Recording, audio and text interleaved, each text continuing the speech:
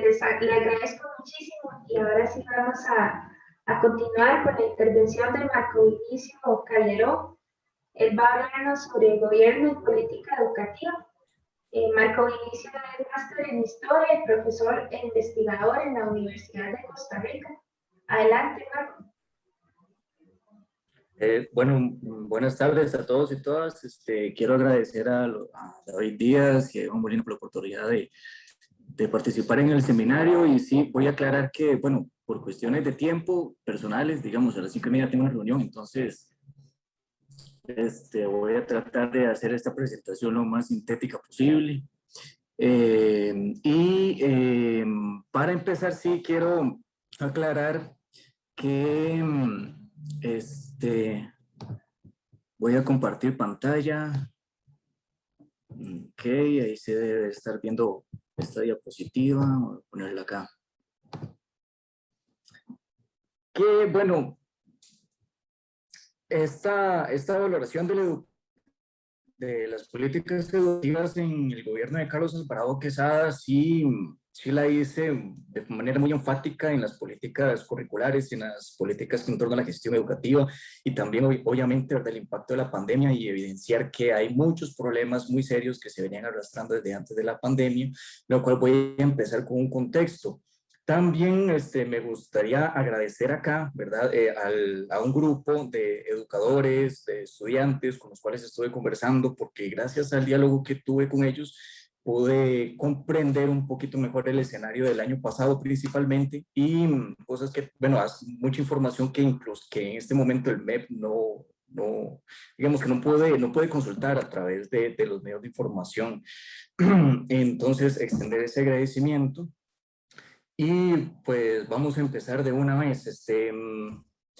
Acá en esta diapositiva está proyectando un esquema del cual sí parto de un contexto un poquito general en términos cronológicos, pero también tener en cuenta factores externos y factores internos dentro de lo que esta amalgama de políticas educativas que se ha efectuado principalmente a partir del 2008 y 2006 al 2008. Acá parto, digamos, del 2000, precisamente porque hay un artículo, hay un trabajo muy bueno de Mauricio Portillo López, que él es funcionario del MEP y trabaja, me imagino que debe estar trabajando todavía en la Dirección de Desarrollo Curricular. Hizo un artículo y él explicó la forma en cómo cómo el MEP ha estado llevando a cabo estas transformaciones curriculares. El artículo es del 2017. Y es muy interesante lo que Mauricio expone ahí, porque se evidencia que a partir del 2000 hay una serie de organismos internacionales de los que acá se pueden mostrar parte nada más. Por ejemplo, está este grupo de empresas, está estos organismos financieros y están estos otros organismos ya súper conocidos en este medio, como en el medio nacional, como la OCDE, la ONU y la UNESCO, que entran en un proceso de determinación de cuál debe ser el perfil del ciudadano en el siglo XXI en términos educativos. Y lo interesante de esto es que, por ejemplo, en estas valoraciones, en este documento, en este estudio, el ACT21, por ejemplo, Costa Rica es un estudio que se hizo en la universidad, a través de la Universidad de Melbourne en Australia, en el cual pues participan todos estos actores que vemos aquí y otros más. Costa Rica es convocado y es el único país latinoamericano que es convocado. Es el prototipo, bueno, es por decirlo así, el representante latinoamericano. Y sumado a esto, digamos, sumado a este movimiento pues, internacional por definir los parámetros curriculares para formar a ese ciudadano del siglo XXI, hay un fenómeno aquí que considero importantísimo de tomar en cuenta, no solamente para las políticas educativas, sino para todo lo que se ha hablado aquí, a lo largo de este seminario, y es este fenómeno del nearshoring. Desde principios del 2000 hay un interés creciente de las corporaciones que tienen centros de operación en Asia por desplazar sus centros de operación de Asia hacia otros destinos más cercanos, tomando como referente Estados Unidos, y ahí estamos hablando de América Latina. Eso se aceleró considerablemente en este periodo de pandemia, especialmente a partir de marzo del 2020, del año pasado, pero había mostrado tendencias crecientes desde que Donald Trump llega al poder en Estados Unidos. Bueno, este es un campo en el cual pues es la ponencia que viene de relaciones internacionales, estamos metidos en esa lógica. Pero sí es importante mencionarlo, porque de ahí se comprenden por qué hay una urgencia de grupos empresariales por vincularse de forma más estrecha y más expedita con los gobiernos de turno, por qué hay una urgencia por estos planes fiscales, por el empleo público, digamos. Hay una tendencia internacional donde América Latina es un punto de atracción para estas industrias, para estas empresas, y lo más relevante de todo esto es que Costa Rica, para esas empresas, está posicionada, tiene un buen ranking. Máxime que uno de sus principales competidores en la atracción de este tipo de inversión es Colombia, y Colombia actualmente está pasando por una coyuntura crítica. Entonces, esto es algo en lo cual hay que ponerle mucho énfasis, inclusive en este año, que ya es año electoral, y donde uno ve, digamos, actores que uno ya se imaginaba que le iban a aparecer, como Otto Guevara, por ejemplo, y ya están resurgiendo aquí con fuerza. Entonces, esto sí es un fenómeno que hay que ponerle bastante atención. Ahora, ya en términos educativos, precisamente cuando comienza este interés, de hecho aquí se empiezan a darse los primeros estudios, ¿verdad?, de las empresas para determinar hacia dónde, América Latina aquí comienza a ser un punto de atracción potencial.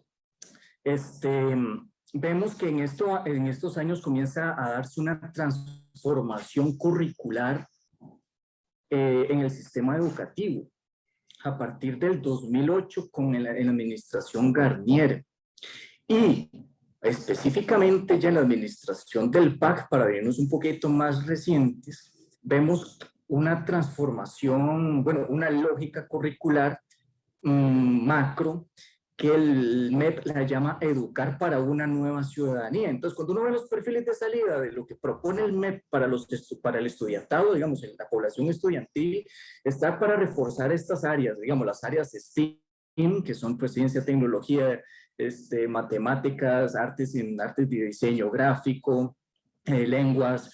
La educación dual es importantísima, ¿verdad? Dentro de este marco, vemos ahí ya donde empieza a tener lógica todos estos intereses internacionales que van concretándose a nivel curricular aquí, y las pruebas FARO. Las pruebas FARO que son diagnósticos que todavía hasta el momento no se han podido efectuar, por lo que ya vamos a ver más adelante. Entonces es importante, pues, en este definir el contexto, tomar estos variables internacionales y ver cómo se ha reflejado en un principio pues a nivel curricular. Cabe aclarar que, bueno, en el Estado de la Nación, del Estado de la Educación, que se publicó en el 2019, fueron muy enfáticos en indicar los errores, bueno, los errores de la aplicación, en torno a la aplicación de esta transformación curricular. Digamos, de forma puntual, el Estado de la Nación indica que lo que ha venido haciendo el MEP es lo que ha difundido entre los actores educativos, dígase directores regionales, directores institucionales, personal docente, que lo que deben ejecutar, ha difundido sobre esos actores lo que se debe ejecutar a nivel curricular, pero luego lo deja librado a su acción espontánea. Y eso es algo que me dicen mucho los docentes con los que yo he hablado, es decir, las capacitaciones del MED en cuestión de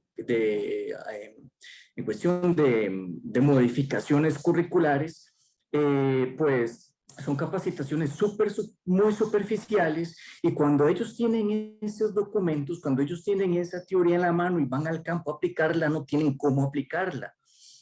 Y muchas veces, además de que pues ciertos directores regionales interpretan esas capacitaciones de una manera, otros lo interpretan de otra, es decir, hay una completa desarticulación en la gestión.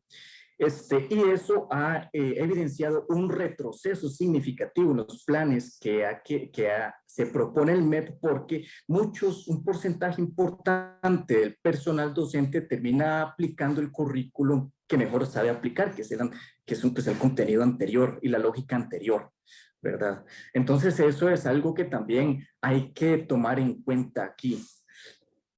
Ahora, ya hablando,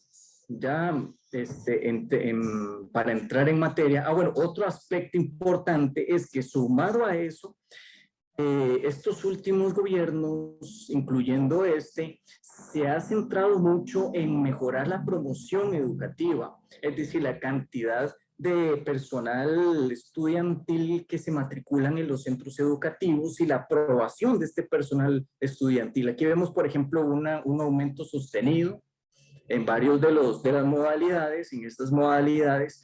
Sin embargo, esto no, como lo evidencia el estado de la educación, el último, esto no ha evidenciado no se traduce en calidad educativa. No es lo mismo hablar de mejora de la promoción cuando la calidad educativa no concuerda precisamente con estos números. Entonces, en ese aspecto también vemos que hay un problema que se viene arrastrando, inclusive desde estos años, desde el 2011. Bueno, yo me imagino que debe ser desde más atrás. Ok, la administración de Carlos Alvarado Quesada, digamos. Acá me concentré en varios aspectos muy específicos.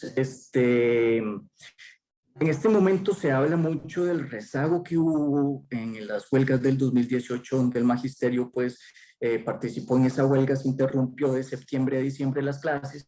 Luego también se ha hablado mucho de esta coyuntura, ¿verdad? De junio, julio, ¿verdad? Donde las huelgas estudiantiles, recordemos el grupo METSE, que se oponían a las pruebas FAROS y la educación dual. Bueno, lo importante de mencionar acá, es que uno de los resultados de estas huelgas ha sido que se ha evidenciado, estas huelgas evidenciaron dentro del MEP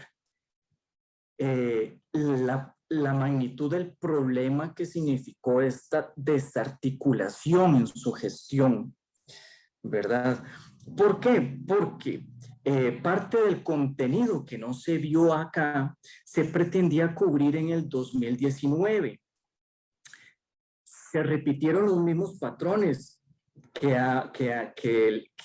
los mismos patrones que se venían repitiendo con respecto a la gestión. Es decir, se le dieron lineamientos a los docentes, a los directores y a las directoras. Sin embargo, ellos se cayó lo mismo, interpretaron a su manera esos lineamientos, no todo el contenido que se debió haber repuesto acá en el 2019 fue cubierto. Y aquí, para el 2018, en esta transición del 2018 al 2019, ya el MEP tenía plena conciencia de los problemas de su gestión en torno a cubrir el contenido, aplicar su currículum que ha venido promoviendo. Entonces, esto es importante notarlo, es decir, estos movimientos huelguísticos, principalmente los del 2018, revelaron al MEP sus problemas de gestión y evidenciaron los rezagos en los que hasta este momento tenían en torno al proceso de enseñanza y aprendizaje en los estudiantes. Lo interesante aquí es que en el 2019, con las huelgas estudiantiles, se identifica que ya los estudiantes, principalmente de secundaria, tienen noción de ese rezago y se oponen, comienzan a oponerse a las pruebas FARO. Igualmente, lo interesante es que toman posición con respecto a la educación dual, ¿verdad? Y eso llama la atención porque, por ejemplo, con las peticiones de la semana pasada del grupo estudiantil METSE se evidencia todavía la articulación de estos movimientos en torno a esa conciencia de que de la oposición hacia las pruebas FARO y de la imposibilidad de llevarla a cabo precisamente por los rezagos que ha presentado la comunidad estudiantil principalmente. Entonces, esto ya es algo que se venía dando desde el primer año de gobierno, desde el primer año del gobierno de Carlos Alvarado Quesada. Sin embargo, vemos otro patrón que se repite y es los altos porcentajes de aprobación en estos años y el poco contenido curricular, ¿verdad? Esa mecánica se aplicó de nuevo, es decir, no se realizaron las pruebas, muchos no se realizaron las pruebas de bachillerato, no hubo evaluaciones y aún así se promovió la aprobación de un grado hacia otro, ¿verdad? Entonces, estos son cosas que ya se venían arrastrando y eran problemas que se venían acumulando. Ya en el 2020, pues cae pandemia y esto se acentúa de más, esto se acentúa mucho y ahorita lo vamos a ver. Y para eso, pues, puse este esquema para ver algunos importantes, al menos que considero importantes. Cuando uno ve este escenario previo y pues más o menos comprende estos problemas que se venían dando dentro del MEP en torno a los problemas de desarticulación y gestión y los rezagos importantes en los periodos huelguísticos, uno más o menos entiende por qué el MEP en este momento y al principio de la pandemia se resistió a interrumpir la presencialidad, precisamente porque ya sabía podía prever cuál iba a ser la magnitud de las consecuencias. Pero aquí hay que agregar otro punto interesante, que, bueno, revisando los medios, la prensa y las notas periodísticas junto con los comunicados oficiales del MEP, muchos de los argumentos que utiliza el MEP para no cerrar los centros educativos son precisamente argumentos que se toman de estas organizaciones como la UNESCO, la ONU, la OMS, inclusive el BID, ¿verdad? Y abogan precisamente, y pues obviamente eso sí tiene plena relevancia en este contexto, ¿verdad? La escuela, ¿verdad? Se convierte en un espacio de contención a los problemas socioeconómicos de amplios sectores poblacionales. Contención que se interrumpe cuando los estudiantes tienen que trasladarse a recibir esa educación o educarse a sus casas. Eso es un escenario que se dio en esta pandemia y que ha creado consecuencias a lo largo del proceso de aprendizaje muy, muy significativas. Pero también hay preocupaciones a nivel económico. Es decir, ese rezago va a impactar en las metas económicas que se tiene, en la agenda económica que se tiene al menos ciertos grupos de los que ya se ha hablado aquí. Entonces eso también hay que tomarlo en cuenta, ¿verdad? Precisamente por la presión que ejerce estos organismos internacionales sobre aspectos, en este caso, educativos, para que esta sea la última medida, ¿verdad?, de interrumpir la presencialidad. Otro de los aspectos que hay que tomar en cuenta con respecto a este escenario de pandemia, se agudiza esa desarticulación, es decir, las capacitaciones del MEP, por lo que me estuvieron comentando parte de los docentes, fueron deficientes, a excepción de, bueno, la utilización de esta plataforma de Microsoft Teams.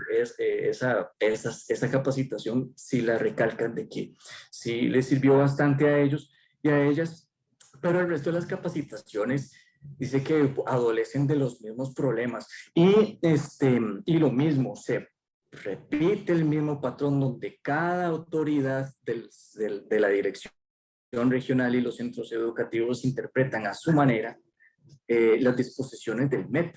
Es decir, el MEP no ha tenido la capacidad para fiscalizar el cumplimiento de sus lineamientos en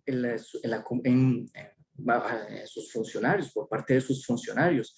Y eso, digamos, es algo que le ha costado mucho al sistema educativo, máxime, digamos, en este contexto de pandemia. Ahora, hay que mencionar también, aquí me voy a adelantar a este aspecto con respecto al profesorado. Digamos, ha salido a colación el rezago que ha presentado el profesorado, cosa que ya se venía arrastrando, ¿verdad? Solo trabaja muy bien Iván Molina, y se ha mencionado aquí en varias ocasiones, principalmente en la exposición de la compañera Valeria, de pues la oferta que se ofrece de parte de la educación privada en la formación del profesorado y los criterios para el reclutamiento del profesorado que va a laborar en el MEP, los cuales pues el sistema de reclutamiento no se modifica desde 1970. Y ahorita sale a colación la necesidad de modificar ese sistema de reclutamiento, de evaluar a los profesores, o sea, todos estos temas ahora están saliendo con mayor fuerza, ¿verdad? Porque ha sido muy evidente ese rezago en los docentes. Y aquí también saco, o sea, tampoco pongo, me siento exclusivamente en las universidades privadas, digamos, por ejemplo, las facultades de educación, al menos, por ejemplo, en la Facultad de Educación de la UCR tiene sus propios rezagos, y tiene rezagos muy graves en la formación de los docentes, ¿verdad? Y los programas de estudio, por ejemplo, yo tuve acceso a los programas de estudio de muchos de los cursos que se impartieron el año pasado, los solicité a la Facultad de Educación, y son los mismos digamos, yo también soy profesor de estudios sociales, digamos, yo me formé ahí, formación docente, pues, en mi formación como docente, y pues no vi mayor variación, es decir, esos programas llevan mucho tiempo en que no se modifican, hay una resistencia en modificar este tipo de cosas. Entonces también de parte de las universidades públicas hay problemas en la formación de los formadores.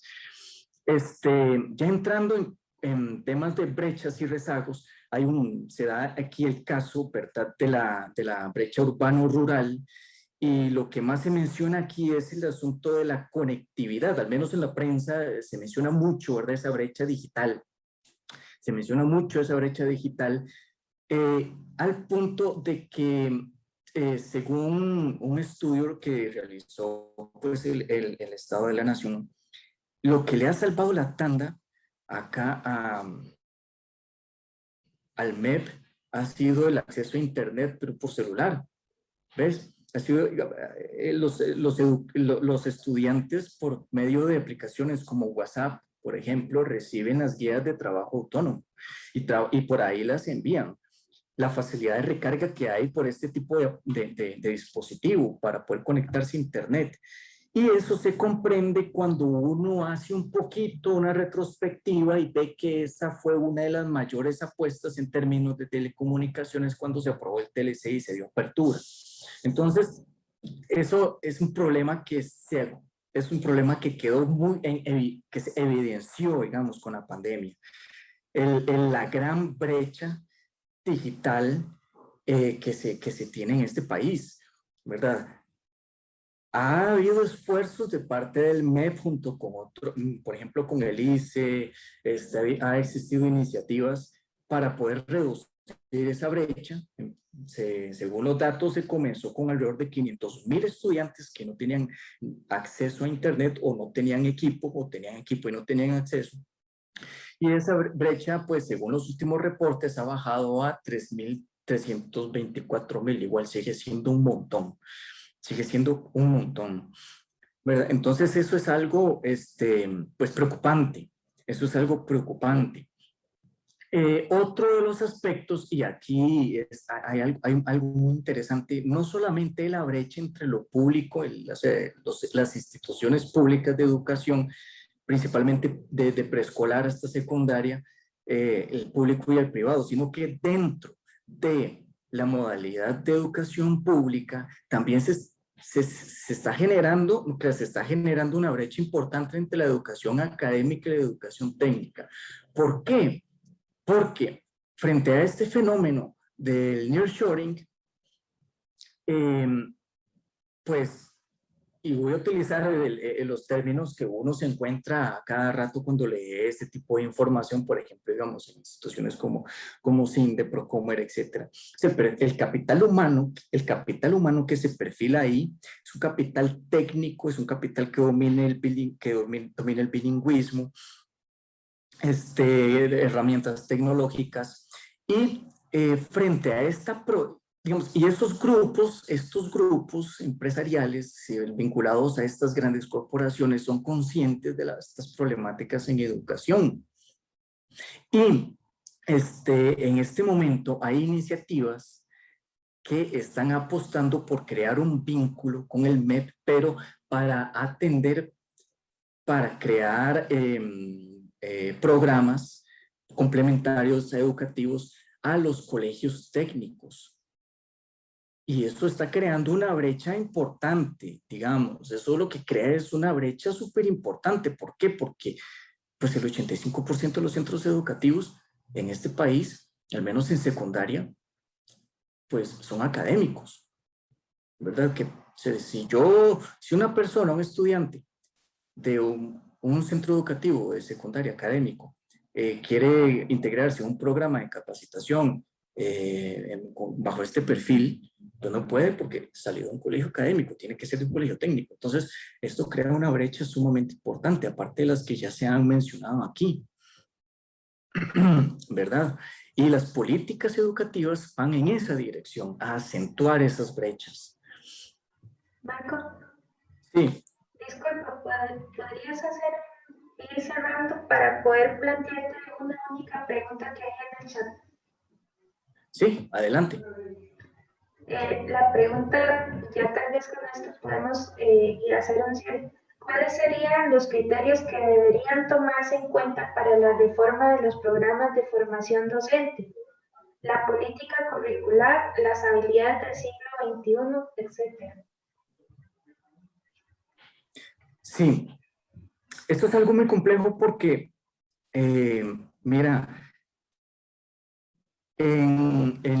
para modificar los programas de estudio, al menos en formación docente, eso no es un problema nuevo, eso es un problema muy, muy añejo. Desde mi punto de vista, sí es momento de que yo sí veo necesario, y la pandemia lo ha dejado, digamos, lo ha evidenciado, que el profesorado tenga primero herramientas o tenga la formación necesaria, la información suficiente para poder manejar, para poder desenvolverse con medios tecnológicos adecuadamente. Es decir, no estamos hablando aquí única y exclusivamente de una alfabetización digital, que es saber aprovechar las aplicaciones, los equipos, la estructura. O sea, sí, eso es importante, pero parece que se está apostando única y exclusivamente hacia eso. No, tiene que ir complementado con un programa que fortalezca en el docente la alfabetización informacional, cómo aprovechar esos recursos para enriquecer el sistema de enseñanza y aprendizaje en el estudiantado, ¿verdad? Cuando uno lee los oficios que publica el MEP con respecto a las modificaciones curriculares, hay muchos aspectos en los cuales uno ve que, en los que uno está de acuerdo. Digamos, desarrollar en el estudiantado habilidades para poder acceder a información veraz, que pueda discriminar qué información es científica, o identificar, que puedan identificar rasgos de información falsa, de información que no viene de fuentes académicas, etcétera. Todo eso es muy bueno. Pero lamentablemente no va hacia esa dirección. Es decir, está estancado, digamos, al menos en la formación docente, hay un estanco ahí, ¿verdad? En este momento todavía se sigue enseñando para una educación memorística, para una educación que es sumativa a nivel de evaluación, y eso es un rezago importante. Ahora hay que indicar, si de parte del estudiantado en este momento están pasando por un rezago grave, es decir, cuando uno ve el porcentaje que maneja el MEP de que al menos el 50% de los contenidos curriculares se han cubierto, uno dice, mira, eso es un porcentaje que más se acerca más a un relato de ciencia ficción. En realidad no es así. Ese porcentaje es más bajo, ¿verdad? Por la dinámica que se ha llevado a cabo en términos curriculares en este periodo de pandemia, al menos en su aplicación. Y cuando uno, a lo que iba es que hay que tomar en cuenta que no solamente los estudiantes están pasando por un rezago importante a nivel educativo, como si en este momento también se están formando docentes. También se están formando docentes.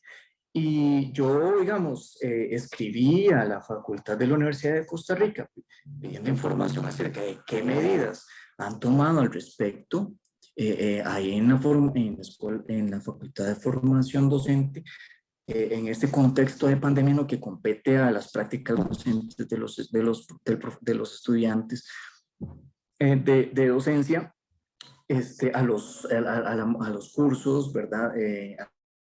A los cursos, al programa, a la aplicación del programa. En este momento, pues lamentablemente no he recibido ninguna respuesta y no he visto ninguna información en las páginas al respecto. Entonces eso me preocupa mucho. Es decir, uno ahí a lo que apunta es que también la formación de los formadores está pasando por un rezago, y eso también es preocupante.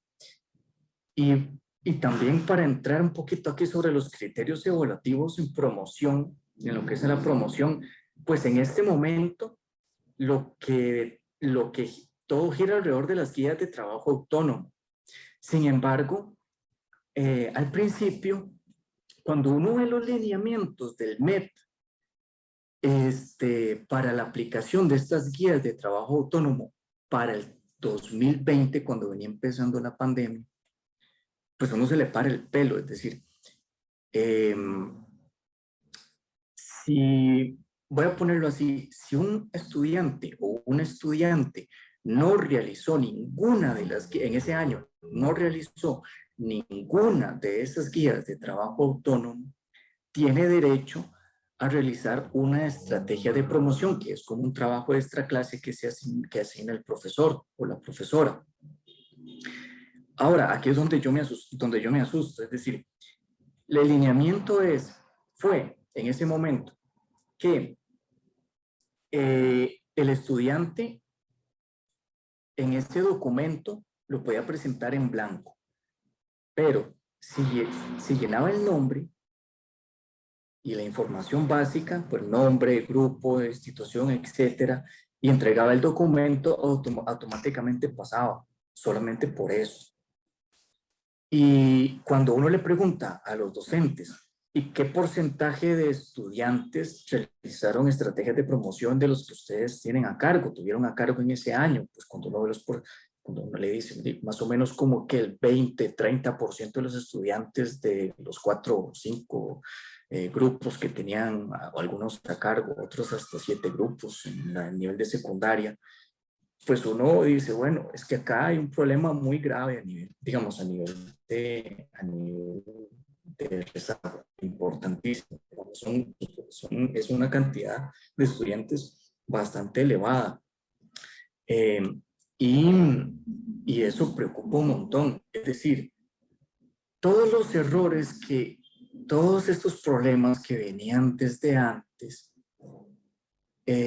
tras de que ya implicaban rezagos importantes en el sistema educativo, esta incapacidad que han mostrado las autoridades del MEP, que demostraron en su momento las autoridades del MEP para poder gestionar de manera adecuada estas transformaciones, bueno, que ellos se proponen, digamos que sus programas proponían, simplemente, digamos, se ha traducido en pandemia en algo muy alarmante, diría yo, muy alarmante.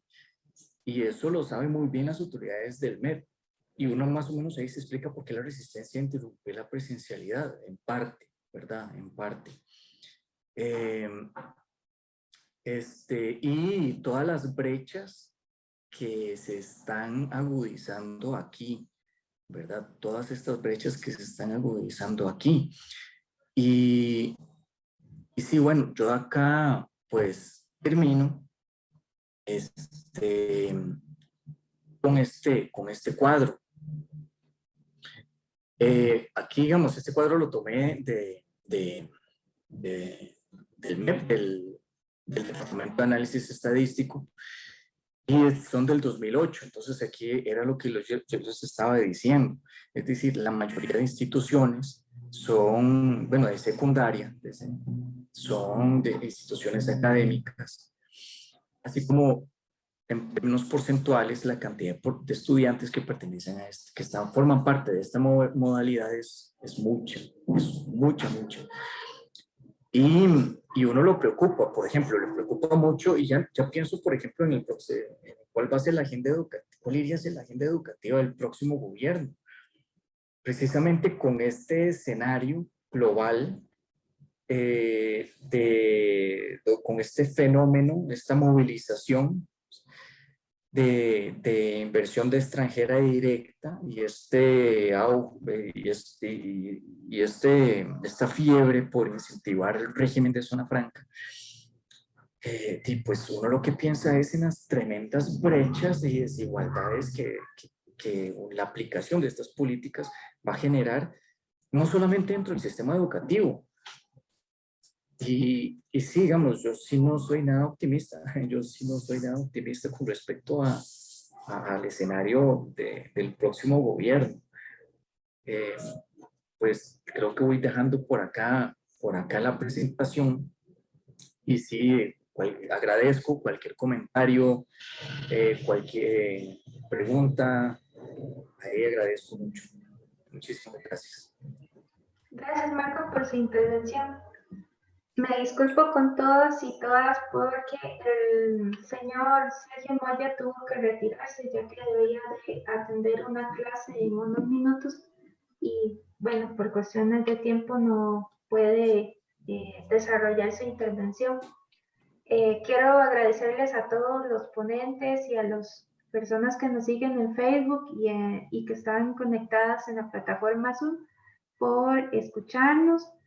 Y queremos invitarlos para que mañana continúen con este seminario que va a tratar temas muy interesantes como lo ha sido hasta ahora, políticas de salud, política de género y diversidad sexual, medios de comunicación, cámaras empresariales, gobierno y protestas, e imaginario político y memoria. Nos vemos mañana a la 1 de la tarde. Hasta luego.